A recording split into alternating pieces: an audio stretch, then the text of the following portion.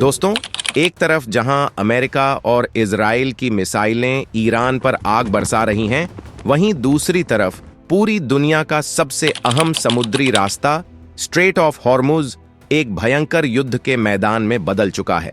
पश्चिमी देशों के बड़े बड़े जहाज खौफ के मारे इस रास्ते से गुजरने की हिम्मत नहीं कर रहे हैं, लेकिन इसी खौफनाक और जानलेवा माहौल के बीच भारतीय नौसेना ने लाल सागर और गल्फ ऑफ ओमान में एक ऐसी धाकड़ एंट्री मारी है जिसने पूरी दुनिया के होश उड़ा दिए हैं और रातों रात मिडिल ईस्ट का पूरा गेम ही पलट कर रख दिया है। क्या आप सोच सकते हैं कि जिस ईरान के खिलाफ आज सबसे बड़ा युद्ध छिड़ा हुआ है, वही ईरान आज खुद आगे बढ़कर भारतीय तिरंगे वाले जहाजों को वीआईपी एस्कॉर्ट और सुरक्षित रास्ता दे रहा है? आखिर कैसे फंसे हुए 600 से ज्यादा भारतीय नाविकों को निकालने के लिए पीएम मोदी और विदेश मंत्री एस जयशंकर ने अपनी कूटनीति का सबसे बड़ा ब्रह्मास्त्र चला दिया है? आज के इस कड़क एपिसोड में हम भारतीय नौसेना के सबसे खतरनाक ऑपरेशन संकल्प और भारत के इसी ग्लोबल मास्टर स्ट्रोक का पूरा असली कच्चा चिट्ठा डिकोड करेंगे। ये वीडियो देखकर आज हर भारतीय का सीना गर्व से चौड़ा हो जाएगा, इसलिए इसे बिना स्किप किए अंत तक जरूर देखिएगा। लेकिन भारत की इस बढ़ती हुई सुपर पावर ताकत को डिकोड करने से पहले आप हमें कमेंट करके यह जरूर बताएं कि आप हमारी यह खास वीडियो भारत के किस राज्य से देख रहे हैं। चलिए हकीकत का पर्दा उठाते हैं। इसी तरह की और रहस्यमयी जानकारी प्राप्त करने के लिए हमारे चैनल ट्रू हिस्ट्री को आज ही सब्सक्राइब करें और बेल आइकॉन को प्रेस करें। दोस्तों, इस पूरे गेम को और भारत के मास्टर स्ट्रोक को गहराई से समझने के लिए हमें सबसे पहले उस खौफनाक जगह को समझना होगा जहां यह पूरा बवाल मचा हुआ है। इस जगह का नाम है स्ट्रेट ऑफ हॉर्मुज। ये ओमान और ईरान के बीच समुद्र का एक बहुत ही संकरा और खतरनाक रास्ता है। आप इसकी अहमियत का अंदाजा इसी बात से लगा सकते हैं कि पूरी दुनिया का लगभग 20 से 25% कच्चा तेल और दुनिया की आधी से ज्यादा लिक्विड नेचुरल गैस इसी एक छोटे से समुद्री रास्ते से होकर गुजरती है। अगर यह रास्ता सिर्फ एक हफ्ते के लिए भी बंद हो जाए तो पूरी दुनिया में पेट्रोल और डीजल के दाम आसमान छूने लगेंगे और कई देशों की अर्थव्यवस्था ताश के पत्तों की तरह ढह जाएगी। और आज की तारीख में ठीक यही खौफनाक सपना सच हो रहा है। अमेरिका और इजराइल ने ईरान के खिलाफ ऑपरेशन एपिक फ्यूरी नाम से एक भयंकर मिलिट्री कैंपेन छेड़ दिया है। आसमान से मिसाइलें बरस रही हैं और जवाब में ईरान की इस्लामिक रिवॉल्यूशनरी गार्ड कॉर्प्स ने इस पूरे समुद्री रास्ते को एक वॉर जोन में तब्दील कर दिया है। ईरान ने साफ चेतावनी दे दी है कि जो भी देश अमेरिका या इजराइल का साथ देगा, उसके जहाजों को इस रास्ते से गुजरने नहीं दिया जाएगा। नतीजा यह हुआ कि ब्रिटेन, फ्रांस और कई यूरोपीय देशों के बड़े बड़े मर्चेंट जहाजों ने खौफ के मारे अपना रास्ता बदल लिया है। वो अब अफ्रीका के केप ऑफ गुड होप से होकर हजारों किलोमीटर का लंबा और महंगा रास्ता तय कर रहे हैं। पूरी दुनिया की शिपिंग इंडस्ट्री में हाहाकार मचा हुआ है। इंश्योरेंस कंपनियों ने प्रीमियम कई गुना बढ़ा दिए हैं और हर तरफ सिर्फ एक ही डर है कि कहीं उनके जहाज पर कोई ईरानी ड्रोन या मिसाइल आकर ना गिर जाए। जब दुनिया के ताकतवर देश अपने जहाजों को वहां से बाहर निकाल रहे थे, ठीक उसी वक्त भारत के लिए एक बहुत बड़ी और जानलेवा मुसीबत खड़ी हो गई।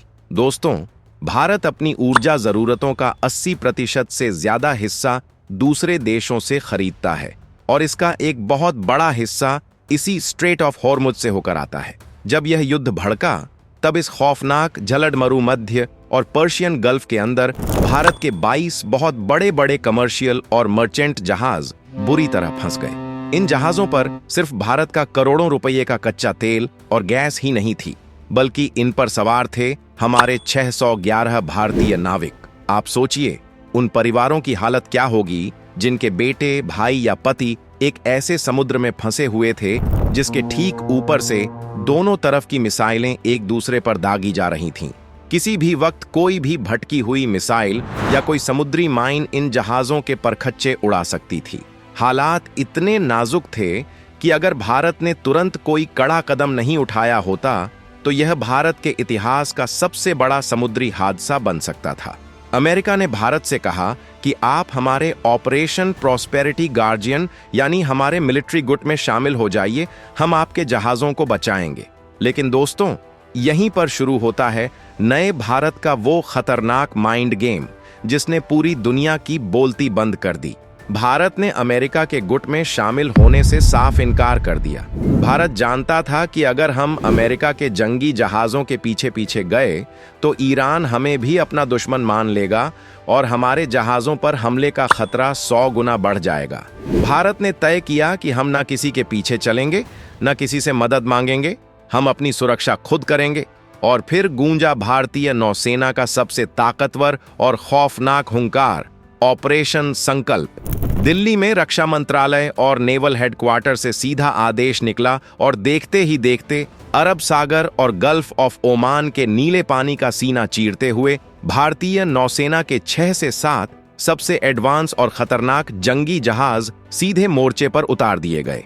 इनमें INS Kolkata, INS Kochi, INS Chennai और आईएनएस शिवालिक जैसे गाइडेड मिसाइल डिस्ट्रॉयर और फ्रिगेट्स शामिल थे। दोस्तों, यह कोई आम तैनाती नहीं थी। इन जंगी जहाज़ों को ब्रह्मोस सुपरसोनिक क्रूज मिसाइलों और बराक 8 एयर डिफेंस सिस्टम से पूरी तरह लैस किया गया था ताकि आसमान से आने वाले किसी भी ड्रोन या मिसाइल को समुद्र में गिरने से पहले ही हवा में राख किया जा सके। आसमान से निगरानी के लिए P-8I पोसाइडन एयरक्राफ्ट और सी गार्जियन ड्रोन लगातार इस पूरे वॉर जोन की मैपिंग कर रहे थे।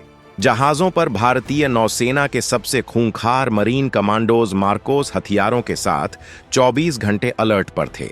भारतीय नौसेना ने लाल सागर से लेकर ओमान की खाड़ी तक एक ऐसी अभेद्य स्टील की दीवार खड़ी कर दी जिसे भेदने की हिम्मत उस वक्त ना तो हूतियों में थी और ना ही किसी और आतंकी संगठन में।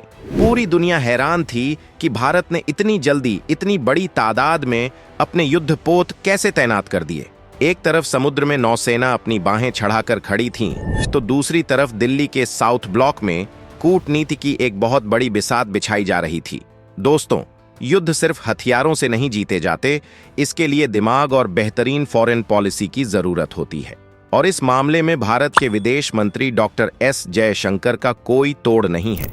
जब भारतीय नौसेना ने अपना घेरा बना लिया, तब विदेश मंत्रालय ने सीधे ईरान की टॉप लीडरशिप और ओमान के अधिकारियों से हॉटलाइन पर संपर्क साधा।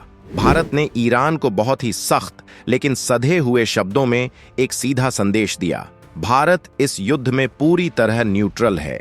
हम न अमेरिका के साथ हैं न इजराइल के साथ। हमारी नौसेना वहां सिर्फ और सिर्फ अपने भारतीय जहाजों और अपने 611 नाविकों को सुरक्षित निकालने के लिए आई है।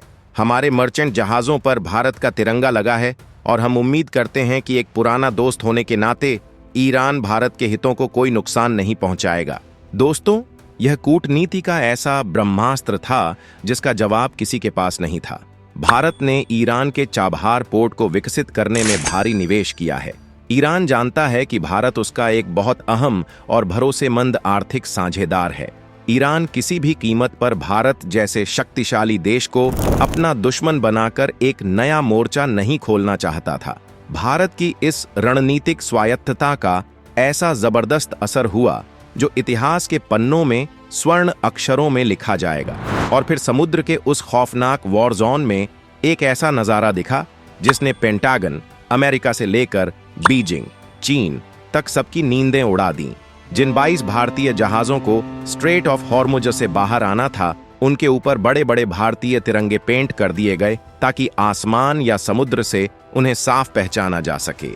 जैसे ही ये जहाज, जिनमें नंदा देवी और अन्य बड़े टैंकर शामिल थे, उस डेंजर जोन में दाखिल हुए तो उन पर हमला करने के बजाय खुद ईरानी नौसेना और रिवॉल्यूशनरी गार्ड्स की तेज तर्रार गश्ती नौकाओं ने उन्हें चारों तरफ से घेर लिया। लेकिन यह घेराबंदी हमले के लिए नहीं बल्कि सुरक्षा के लिए थी। जी हां दोस्तों, जिस ईरान की मिसाइलों से डरकर पश्चिमी देशों के जहाज भाग रहे थे, वही ईरानी नौसेना आगे आगे चलकर भारत के तिरंगे वाले जहाजों को उस माइंड फील्ड और मिसाइल जोन से सुरक्षित बाहर निकाल रही थी। यह एक ऐसा दृश्य था जिसने साबित कर दिया कि भारत की कूटनीति का डंका पूरी दुनिया में बजता है। ईरानी नौसेना ने इन भारतीय जहाजों को सुरक्षित रूप से स्ट्रेट ऑफ हॉर्मुज पार कराया और जलडमरू मध्य के दूसरी तरफ मौजूद भारतीय नौसेना के जंगी जहाज आईएनएस शिवालिक और आईएनएस चेन्नई को सुरक्षित सौंप दिया। इसके बाद भारतीय युद्धपोतों ने अपनी एयर डिफेंस छतरी के नीचे इन सभी मर्चेंट जहाजों को अरब सागर के रास्ते एस्कॉर्ट किया। देखते ही देखते, बिना एक भी गोली चलाए, बिना किसी खून खराबे के और बिना अमेरिका की मदद लिए भारत ने अपने सभी 22 जहाजों और 611 नाविकों को सुरक्षित निकाल लिया। 92,700 मीट्रिक टन गैस और करोड़ों का कच्चा तेल लेकर ये जहाज सुरक्षित रूप से गुजरात के मुंद्रा पोर्ट और अन्य भारतीय बंदरगाहों पर पहुंच गए। भारत ने पूरी दुनिया के सामने एक नामुमकिन लगने वाले रेस्क्यू ऑपरेशन को मुमकिन कर दिखाया था। दोस्तों, बिना अमेरिकी मदद के 611 नाविकों को बचाने वाले ऑपरेशन संकल्प का यह विश्लेषण आपको कैसा लगा? कमेंट में बताएं। क्या हमारी यह विदेश नीति भारत को ग्लोबल सुपर पावर बनाएगी? नौसेना के इस पराक्रम को आप 10 में से कितने नंबर देंगे? सीना गर्व से चौड़ा हुआ हो तो एक सच्चे हिंदुस्तानी की तरह वीडियो को तुरंत लाइक और शेयर करें। दमदार ग्लोबल न्यूज के लिए चैनल को अभी सब्सक्राइब करके बेल आइकन दबा लें। जाते जाते कमेंट में अपना राज्य बताना बिल्कुल न भूलें। अपनी सेनाओं पर गर्व करें। जय हिंद।